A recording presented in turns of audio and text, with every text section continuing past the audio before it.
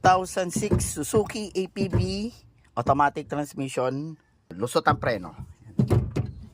So papalitan natin to ng Brake Master Assembly Suzuki Genuine Parts.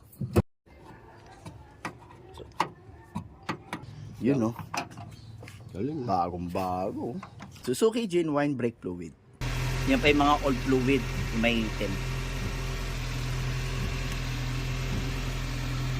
Ito yung nakuha natin brake fluid na regular dapat ang flushing natin every 30,000 kilometers or 3 years.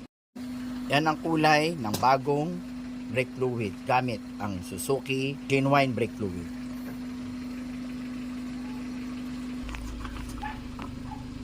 Bago na ang Brake Master. Mataas na oh. Ganda na ng preno. So hindi na lumulusot ang preno. Isang tapak na lang. Taas na. Okay, that's all.